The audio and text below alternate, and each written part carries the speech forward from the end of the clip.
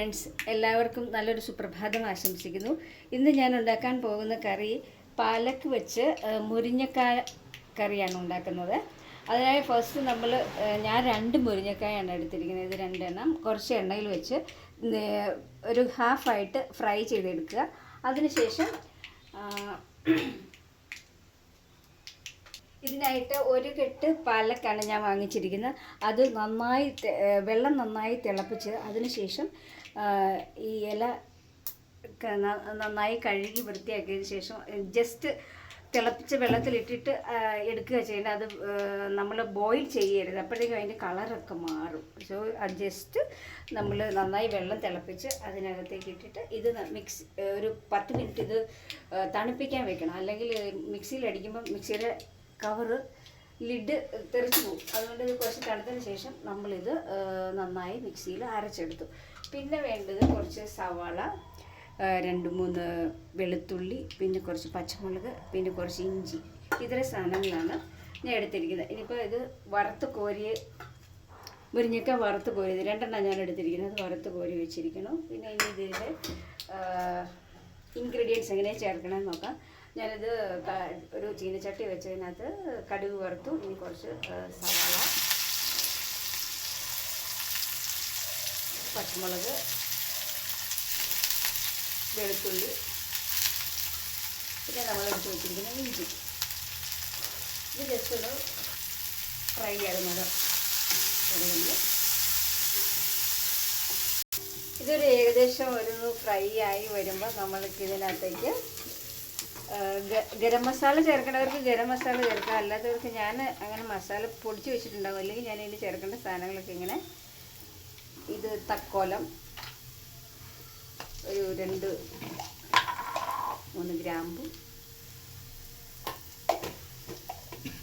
പിന്നെ പെരുംജീരകം നിങ്ങൾ വേണമെങ്കിൽ ഇതിനകത്ത് ചേർക്കാൻ. ഇല്ലെങ്കിൽ നമ്മളത് അരയ്ക്കണ കൂടെ ഒരു നുള്ളി ചേർക്കും. ഗരം മസാല പൊടിയായിട്ടാണ് ചേർക്കുന്നതെങ്കിൽ ഇതൊന്നും ഇങ്ങനെ സെപ്പറേറ്റ് ചേർക്കണ്ട. ഞാൻ പൊടി അങ്ങനെ ഉപയോഗിച്ചില്ല, അപ്പോൾ ഇങ്ങനെ ഇതായിട്ട് ചേർക്കണമെന്നേ ഉള്ളൂ. പിന്നെ ഇത് ജസ്റ്റ് പെട്ടെന്ന് വറുത്ത് വരാൻ വേണ്ടി ഒരു ലേശം ഉപ്പ് ഇതിന് കൂടെ ചേർക്കുകയാണെങ്കിൽ പെട്ടെന്ന് ഇത് വറുത്ത് കോരാൻ പറ്റും നമുക്ക്. പിന്നെ ഇതിൻ്റെ കൂടെ 2 കറി. ഇത് ഇട്ടില്ലെങ്കിലും കുഴപ്പമൊന്നുമില്ല, മറ്റേ ഇലക്കറി ആയത് കൊണ്ടിട്ട്. പിന്നെ എന്താ പറയുക, മഞ്ഞൾപ്പൊടി, പിന്നെ ലേശം മല്ലിപ്പൊടി,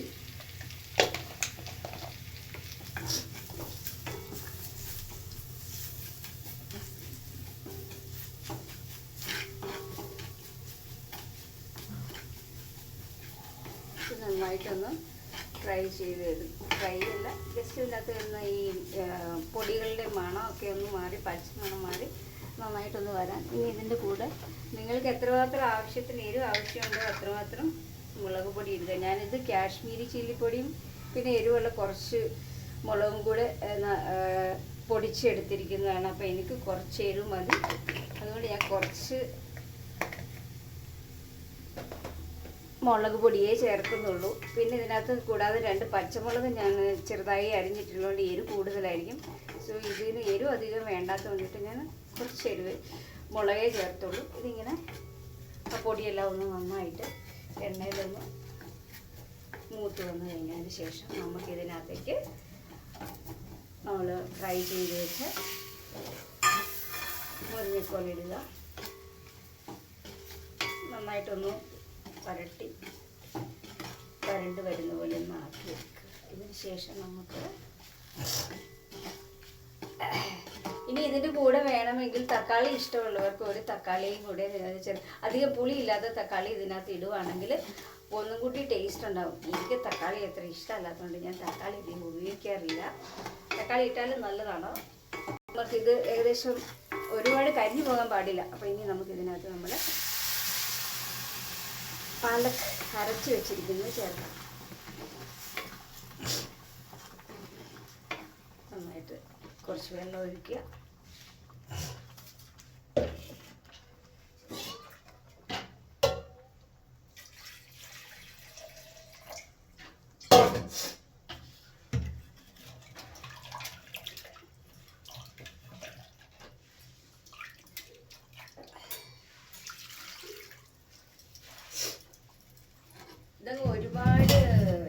ആവരുത് കേട്ടോ.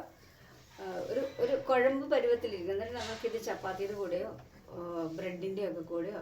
പിന്നെ ഒരു കഥയുണ്ട്, വേണമെങ്കിൽ 2 മുട്ട പുഴുങ്ങി ഇതിനകത്ത് ഇടാം. അത് നല്ല ടേസ്റ്റിയാണ്. പുഴുങ്ങി നല്ലതായിട്ട് മുറിച്ചിട്ട്. ഞാനിപ്പോൾ മുട്ടയൊന്നും ഇട്ടിട്ടില്ല. ഇതിങ്ങനെ എടുത്ത് നന്നായി ഇതിൻ്റെ ടേസ്റ്റ് നല്ല ടേസ്റ്റാണ്. വേണമെങ്കിൽ ഒരു നുള്ള് ശർക്കരയും കൂടി ചേർത്താൽ ഒന്നും കൂടി ടേസ്റ്റ് ആവും. നമ്മൾ ഏകദേശം ഈ തീയലൊക്കെ വെക്കില്ലേ, ഒരു നുള്ള് ശർക്കര ഇട്ടാൽ കുറച്ചും കൂടി നല്ലതായിരിക്കും. തക്കാളി ഇടുവാണെങ്കിൽ പുളി ഒഴിക്കേണ്ട ആവശ്യമില്ല. ഇനി പുളി ഇഷ്ടമുള്ളവർക്കാണെങ്കിൽ ലേശം പുളി ഇതിനകത്തിട്ടാലും നല്ലതാണ്. ഇല്ലെങ്കിൽ നോർമൽ ഇത് മസാലയൊക്കെ കൂട്ടിയുള്ള ഒരു ചെറിയ പനീരൊക്കെ വെക്കണമെങ്കിൽ. എന്നിട്ട് ഞാൻ ഇതിനകത്ത് ലേശം ശർക്കരയും കൂടി ഇടുവാണ്. അപ്പം നമ്മുടെ കറി റെഡി ആയിട്ടുണ്ട്. ഇത് അധികം തിളയ്ക്കാൻ വെച്ചുകൊണ്ടിരിക്കരുത്, കാരണം ഇതിൻ്റെ ഈ പച്ച കളറിങ് മാറും. അധികം തിളച്ച് ഞാൻ ജസ്റ്റ് ഒന്ന് ചൂടായി കഴിഞ്ഞ് കഴിയുമ്പം ഞാനിത് നമ്മുടെ ചട്ടിയിലേക്ക് മാറ്റുകയാണ്. ഇത് ഇരുമ്പ് ചീനിച്ചട്ടി ആയതുകൊണ്ട് ഇത് കുറച്ച് കഴിയുമ്പോൾ ഒരു കറുത്ത കളർ വരും. സോ ഞാനിത് നമ്മുടെ മൺചട്ടിയിലേക്ക് മാറ്റുവാണ്.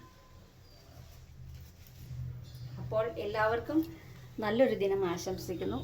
നിങ്ങൾക്കിത് ഇഷ്ടപ്പെട്ടെങ്കിൽ ട്രൈ ചെയ്ത് നോക്കുക. ഇത് ഞാൻ മൺചട്ടിയിലേക്ക് മാറ്റിയത് എന്താണെന്നറിയാം, ഞാൻ ഇരുമ്പ് ചീനിച്ചട്ടി ഉപയോഗിക്കുമ്പോൾ പെട്ടെന്ന് തന്നെ അതങ്ങ് ചൂടായി നമുക്കിതെല്ലാം വറുത്തെടുക്കാൻ എളുപ്പമുണ്ട്. പക്ഷേ അതിനകത്ത് തന്നെ നമ്മൾ ഈ കറികൾ ഇരുന്നതിനത് ചെറിയ എന്താ പറയുക, പുളിരസം വന്നിട്ടുണ്ടെങ്കിൽ പെട്ടെന്ന് തന്നെ ഇതൊരു കറുത്ത് ഇത് വരില്ല. അതുകൊണ്ടിട്ട് ഞാനിത് നമ്മുടെ മൺചട്ടിയിലേക്ക് മാറ്റി. അത് നിങ്ങൾക്കിനി ചപ്പാത്തിയുടെ കൂടെയോ ബ്രെഡിൻ്റെ കൂടെയോ ഒക്കെ ഇത് കൂട്ടി കഴിക്കാൻ പറ്റുന്നതാണ്. അപ്പോൾ എല്ലാവർക്കും നല്ലൊരു ദിനം ആശംസിക്കുന്നു. ഇനി ഇഷ്ടമുള്ളവർ ഇതൊന്ന് ട്രൈ ചെയ്ത് നോക്കൂ. Thank you.